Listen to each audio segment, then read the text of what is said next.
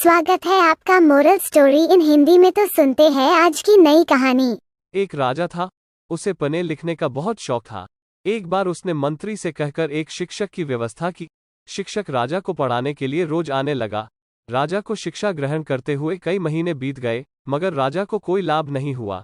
गुरु तो रोज खूब मेहनत कराते थे, परंतु राजा को उस शिक्षा का कोई लाभ नहीं हो रहा था। राजा इस बात से बड़ा परेशान रहने लगा। गुरु की प्रतिभा और योग्यता पर सवाल उठाना भी गलत था, क्योंकि वो एक बहुत ही प्रसिद्ध और योग्य गुरु थे। आखिर एक दिन उसने यह बात रानी को बताई तो रानी ने राजा को सलाह दी कि मेरे राजा, आप इस सवाल का जवाब गुरुजी से ही पूछ कर देखिए। लेकिन राजा भी गुरुजी से यह बात पूछने पर हिचक रहे थे। एक दिन हिम्मत करके गुरुजी के सामने अपनी जिज्ञासा रखी। हे गुरुवर, क्षमा कीजिएगा, मैं कई महीनों से आपसे शिक्षा ग्रहण कर रहा हूं, पर मुझे इसका कोई लाभ नहीं हो रहा है। ऐसा क्यों है? गुरुजी ने बड़े ही शांत स्वर में जवाब दिया, मेरे राजा, इसका कारण बहुत ही साधारण सा है। गुरुवर, कृपा करके आप शीघ्र इस प्रश्न का उत्तर दीजिए, राजा ने विनती करके पूछी। गुरुजी ने कहा, मेरे राजा, बात बहुत छोटी है, परंतु आप अपने बड़े होने के अहंकार के कारण इसे समझ नहीं पा रहे हैं और परेशान और दुखी हैं।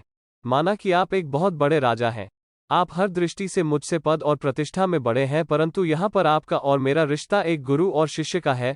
गुरु होने के नाते मेरा स्थान आपसे उच्च होना चाहिए, परंतु आप स्वयं ऊंचे सिंहासन पर बैठते हैं और मुझे अपने से नीचे के आसन पर बैठाते हैं। बस यही एक कारण है जिससे आपको न तो कोई शिक्षा प्राप्त हो रही है और न ही कोई ज्ञान मिल रहा है।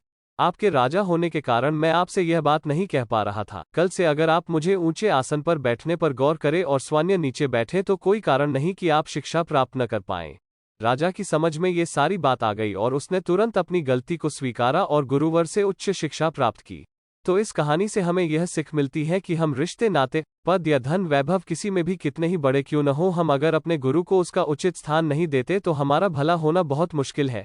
इसका सही अर्थ है कि हम अपने मन में गुरु को क्या स्थान दे रहे हैं।